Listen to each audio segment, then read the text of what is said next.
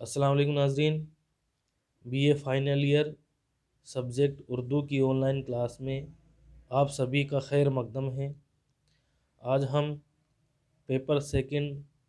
اصناف نثر و نظم کے نصاب میں شامل نظم صبا ویرا، جس کے شاعر نون میم راشد ہے، کا مطالعہ کریں گے۔ ناظرین، سب سے پہلے ہم نظم صبا ویرا کے شاعر نون میم راشد کا تعارف، ان کی حالت زندگی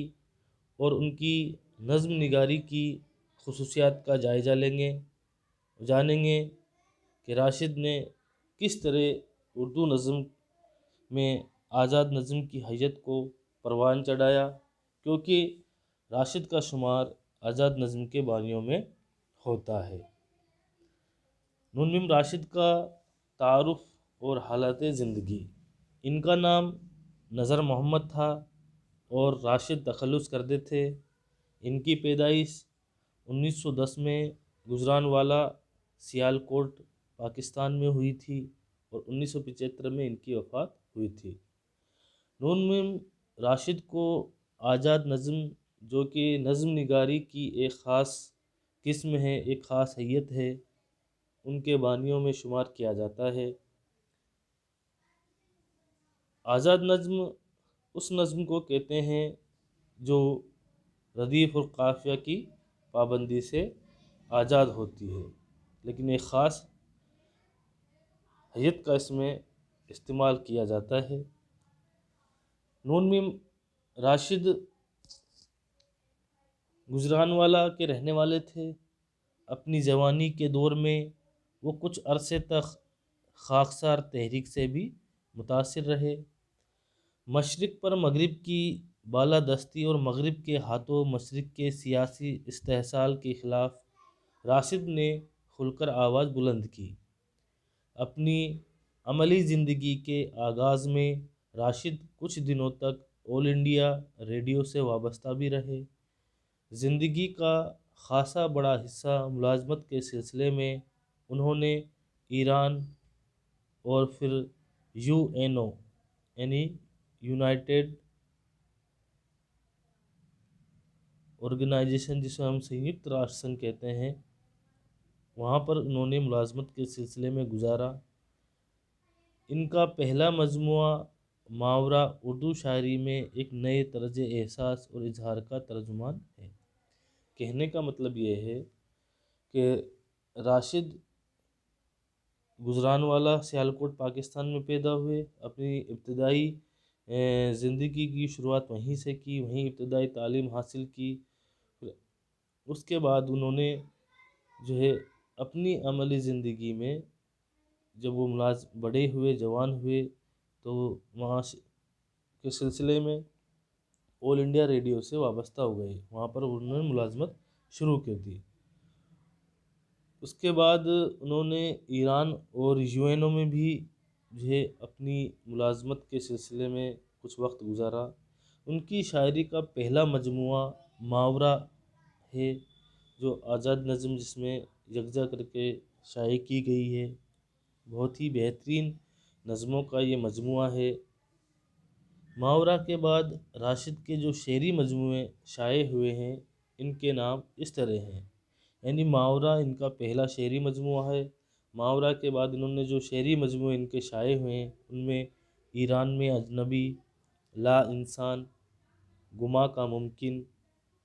خاص طور سے قابل ذکر ہے۔ ان کا کلیات بھی شائع ہو چکا ہے۔ نثر میں ان کی کتاب جدید فارسی شاعری کے نام سے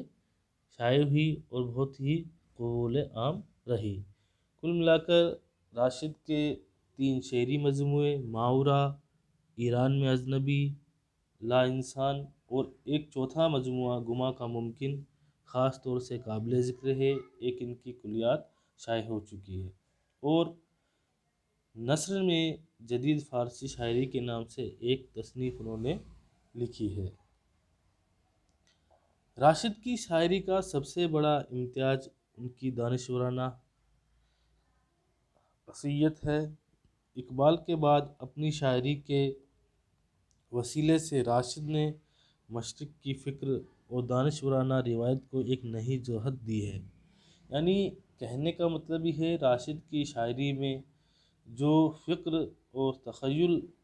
جو اقبال کی شاعری میں ہمیں نظر آیا تھا، ویسا ہی فکر و تخیل ہمیں راشد کی شاعری میں نظر آتا ہے کہ مشرق کی فکر ہے اور مغرب کی بالادستی کا وہ جو ہے انکار کرتے ہیں۔ یعنی مغربی جو تہذیب و تمدن ہے اس کو وہ سرے سے خارج کرتے ہیں اور مشرق کی فکر کرتے ہیں، مشرق کے لوگوں کی، ان کی تہذیب و تمدن کے وہ حمایت ہے۔ ماورا کی اشاعت کے دور میں راشد اور میراجی کی نظموں کو مبہم اور لایعنی بھی کہا گیا، یعنی کہ جب نون میم راشد اور ثناء اللہ ڈار میراجی ہم عصر شاعر ہیں، دونوں نے بہت بہترین جو ہے آزاد اور ماڈرن نظمیں لکھی ہے، تو ماورا کی جب اشاعت ہوئی، وہ جب شائع ہو کر کتاب آئی تو اسے بہت ہی قبول عام کیا گیا، بہت ہی لایعنی شہرت کا جو ہے اسے حامل بتایا گیا۔ لیکن جیسے جیسے شاعری کا مذاق بدلتا گیا، راشد اور میراجی کے شعری محاسن اور ان کی ادبی خدمات کا اعتراف بھی عام ہوتا گیا۔ یعنی شروعات میں لوگوں نے چاہے ان کو یہ کہا کہ اس طرح کی نظم نگاری کی جو حیت تھی وہ شروعات میں اتنی قبول نہیں تھی، شہرت یافتہ نہیں تھی، لیکن بعد میں یہ چیزیں عام ہوتی گئی اور مقبول ہوتی گئی۔ راشد کا شمار 20ویں صدی کے اہم ترین شاعروں میں ہوتا ہے۔ یہ ہم نے راشد کا تعارف ان کی حالات زندگی کے کچھ زاویوں سے ہم نے دیکھا۔ اب ہم نون میم راشد کے شاعری کی کیا خصوصیات ہے اس کا ذکر کرتے ہیں کہ نون میم راشد انفرادی اہمیت اس لیے رکھتے ہیں کہ انہوں نے آزاد نظم کو فروغ دینے میں اور اس کو بڑھاوا دینے میں اپنا اہم رول ادا کیا ہے۔ ان کے بانیوں میں یہ شمار کیا جاتے ہیں۔ ان کا اسلوب اظہار اور اسلوب خیال دونوں رچے ہوئے ہیں اور نکھرے ہوئے ہیں، کیونکہ آزاد نظم میں جو اسالیب بیان کیے گئے ہیں اس طرح کے دوسرے اسالیب کو جو ہے شعراء کے یہاں نہیں ہمیں ملتے ہیں۔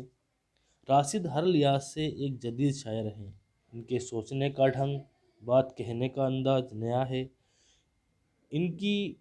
پیشکش میں جدت اور انفرادیت ہے، یعنی وہ سب سے الگ اپنے جو ہے روش کو لے کر چلے ہیں۔ انہوں نے اردو شاعری کی روایت سے حسب ضرورت انحراف کیا۔ جدید اردو نظم پر راشد کا یہ احسان ہمیشہ قابل قبول رہے گا کہ انہوں نے اسے ایک نیا رنگ اور آہنگ عطا کیا ہے اور اس میں تہداری پیدا کی۔ ان سے پہلے اردو نظم میں ایک طرح کا اکھیرا پن تھا جس میں آغاز، ارتقاء، انجام ہر چیز کا پہلے ہی سے پتہ لگ جاتا تھا۔ اس کے برعکس راشد کی نظموں میں گہرائی اور پیچیدگی پائی جاتی ہے۔ اس وجہ سے قارئین کو ان سے جو ہے یہ شکایت رہتی ہے کہ انہوں نے نظم کی مروزہ حیت کو قبول نہیں کیا اور نئے تجربات کی وجہ سے حیت اور دونوں اعتبار سے انوکھی تعبیر سامنے لے کر وہ آتے ہیں۔ ان کی نظموں کے عنوان سے اس کے مفہوم اور مدعا کا اندازہ کرنا مشکل ہو جاتا ہے، اور یہ ابہام، پیچیدگی، افسانوی اور ڈرامائی انداز کے گھل مل جانے سے ایک نئی کیفیت جو ہے راشد کی نظموں میں ہمیں دیکھنے کو ملتی ہے۔ ان کی تکنیک اور روایت پر گہری چھاپ کی وجہ سے وہ دوسروں سے الگ نظر آتے ہیں۔ اسی لیے راشد کی نظم نگاری، آزاد نظم کی کیفیت، ان کی حیت وہ دوسروں سے ہمیں الگ نظر آتی ہے۔ یہ تھی نون میم راشد کی نظم نگاری کی چند خصوصیات۔ اب ہم ہمارے نصاب میں شامل نظم صبا ویرا کا جائزہ لیں گے۔ دراصل یہ نظم راشد کی آزاد نظموں میں سے ایک خاص ترین نظم ہے۔ جس طرح کی گہری پیچیدگی اور ابہام جو ہے راشد کی نظموں میں ہمیں دیکھنے کو ملتا ہے وہ یہاں بھی نظر آتا ہے۔ اس نظم میں وہ کہتے ہیں کہ سلیمان اپنے جانوں میں سر دے کر خاموش بیٹھے ہیں اور صبا پر ویرانی کا سناٹا چھایا ہوا ہے۔ یہاں پر آسیب کا مسکن بن چکا ہے، ہر طرف ویرانی ہے، جنگل میں ہریالی نام کو نہیں ہے، جس کی وجہ سے ہوائیں بھی گرم اور بارش کی تمنا لیے ہوئے ہیں کہ بارش کچھ ہو تو پھر ہریالی اور سکون میسر آئے۔ ایسے ویران اور خاموش جنگل کے پرندے بھی خاموش ہو گئے ہیں، انہوں نے اپنی اپنی چونچوں کو اپنے اپنے پروں میں چھپا لیا ہے، جس کی وجہ سے ہر طرف سناٹا اور خاموشی ہے۔ اس صبا کے علاقوں کا یہ خیال ہے کہ پرندوں کے ساتھ ساتھ انسان بھی خاموش ہو کر رہ گیا ہے، گویا کہ اس نے بھی سرما کو اپنے گلے میں اتار لیا ہے، جس کی وجہ سے اس کی آواز بھی ختم ہو گئی ہے، گویا کہ ہر طرف سناٹا اور خاموشی ہے۔ اور اسی ویرانی کا عالم ہے کہ سلیمان خاموش اور افسردہ جانوں میں سر دے کر خاموش ہے۔ ایک طرح سے نظم کا ہلکا سا جو ہے خلاصہ میں نے آپ کے سامنے پیش کیا۔ اب ہم نظم کے ایک ایک اشعار کو دیکھتے ہیں اور اس کی تشریح میں دیکھتے ہیں۔ دراصل یہ جو نظم ہے صبا ویرا، یہ حضرت سلیمان علیہ السلام اور ان کی بیگم بلقیس کا جو محل ہے، یمن، عرب کے ایک ملک یمن کے ایک شہر کے، اس محل کی سناٹے کو، اس محل کی ویرانی کو اس نظم کا شاعر نے اپنا موضوع بنایا ہے۔ صبا کا جو معنی ہے یعنی حضرت سلیمان کی بیگم بلقیس کا وہ محل، وہ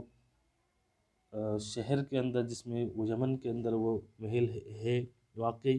اور ویرا یعنی وہ اب بالکل ویران ہو چکا ہے، تو اس کو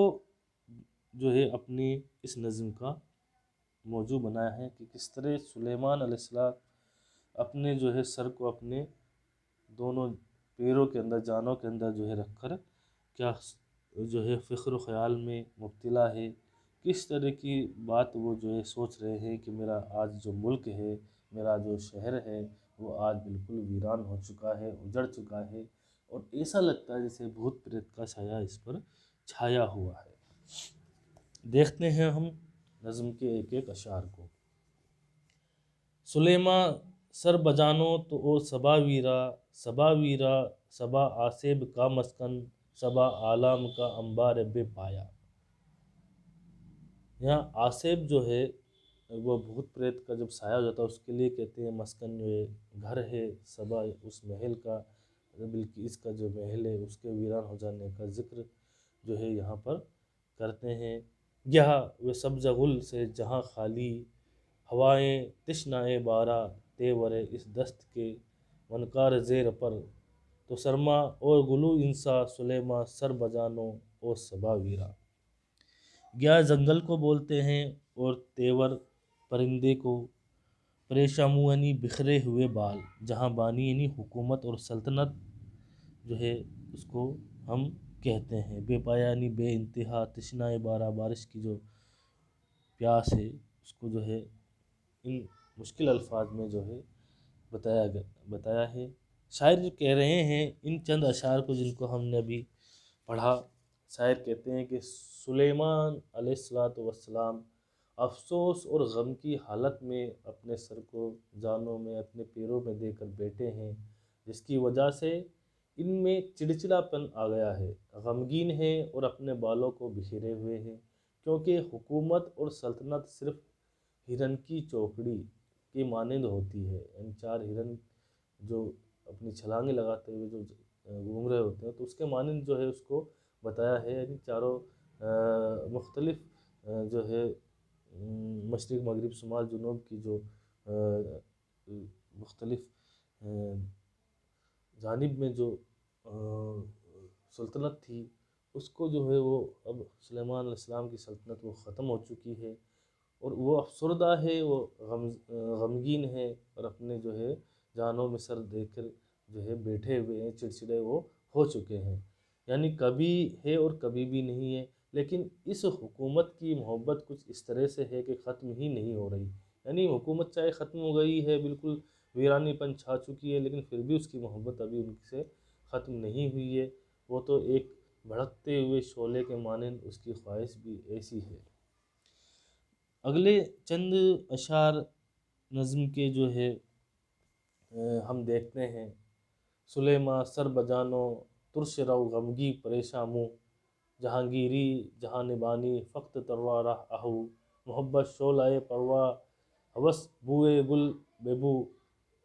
جراج دہر کمتر گو صبا ویرا کہ اب تک اس زمیں پر ہے، کسی عیار کے غارت گرو کے نقش پابانی، صبا باقی نہ مہر و رو صبا باقی۔ سلیماں سر بجانو، اب کما سے قاصد فرخندہ پہ آئے، کما سے کس سبو سے کاسۂ پیری میں آئی۔ اس کے چند مشکل الفاظ میں آپ کو بتا دیتا ہوں۔ پریشاں منہ بولتے ہیں بکھرے ہوئے بالوں کو، جہاں بانی یعنی حکومت و سلطنت، اور شعلہ برا یعنی بھڑکتا ہوا شعلہ۔ منقار زیر پر بولتے ہیں پرندے کا چونچ پر جو ہے وہ جو چونچ میں رکھ کر اپنے پیروں کے اندر چونچ کو رکھ کر جو وہ خاموش ہو جاتا ہے اس کو بولتے ہیں۔ بے پایا بولتے ہیں بے انتہا کو، تشنہ بارہ یعنی بارش کی پیاس۔ ترس رو یعنی چڑچڑاپن جو چھا جاتا ہے۔ جہانگیر یعنی حکومت ہے۔ ترارا آہو یعنی ہرن کی جو چوکڑی ہوتی، چار ہرن جب گھوم رہے ہوتے ہیں جنگل میں، ہوس یعنی خواہش کو جو ہے یہاں بتایا ہے۔ اور سرمادر گلو انسا بولتے ہیں کہ انسان کے گلے میں جب کوئی سرما کھا لینے سے انسان کی آواز جو بیٹھ جاتی ہے، اس کو جو ہے یہاں اس مشکل الفاظ میں شاعر نے بتایا ہے۔ شاعر کہتے ہیں کہ جب اس طرح افسردہ ماحول ہے، سلیماں السلام جو ہے جانوں میں اپنے سر کو بیٹھے ہوئے ہیں، چڑچڑاپن ان کے اندر آ گیا ہے، سلطنت ان کی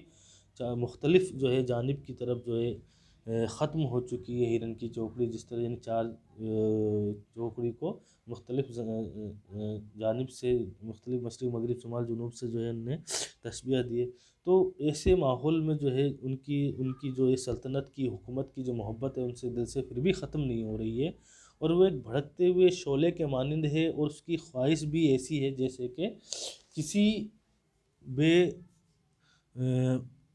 غل کی جو ہے خواہش ہوتی ہے، یعنی کہ جو خوشبو نہیں ہے ایسے پھولوں کی، جیسے پھول جس کو خوبصورت تو ہے لیکن اس کے اندر خوشبو نہیں ہے،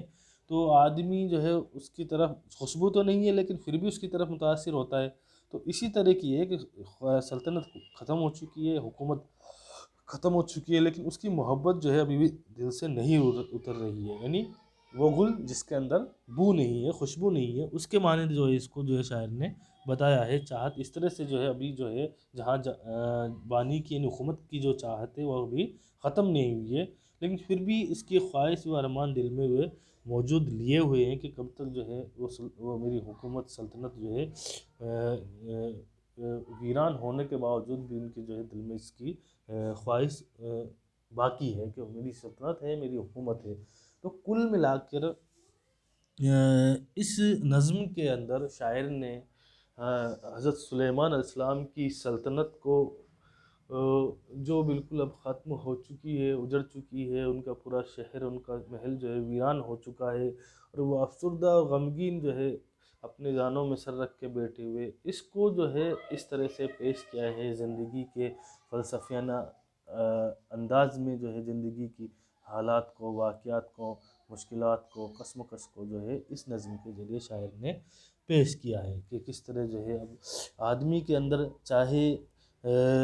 حکومت ختم ہو جائے، یعنی زندگی میں سب کچھ ختم ہو گیا، لیکن کسی چیز کی جو محبت ہے وہ اس کے دل سے کبھی بھی ختم نہیں ہوتی۔ تو اس طرح سے سلیمان علیہ السلام کی حکومت کو، سلطنت کو اس طرح بیان کرتے ہوئے عام آدمی کی زندگی میں جو خواہشات ہے، اور اس کو ذکر یہاں پر کیا ہے کہ آدمی کتنی جو ہے اپنے زندگی میں خواہشات پالے ہوئے ہوتے ہیں، اور ان کی جو ہے خواہشات جو نغمگی ہے، شگفتگی ہے، وہ اس کے دل میں بسی رہتی ہے، لیکن کبھی جو ہے اس چیز کو جو ہے اس کی خوشبو جو ہے اس سے دل سے نہیں نکلتی، اس کی خواہش جو ہے اس کے دل سے نہیں نکلتی، اور اس طرح خواہشوں کو لیتے ہوئے، رکھتے ہوئے، وہ زندگی کے مرحلے سے گزرتے ہوئے آخر اپنی زندگی کو ختم ہونے کے کبھار پر چلا جاتا ہے، لیکن اس سے دل سے جو ہے زندگی کی محبت کبھی ختم نہیں ہوتی۔ یہ سب چیز جو ہے شاعر نے اپنی اس نظم میں فرمائی ہیں۔ شکریہ ناظرین۔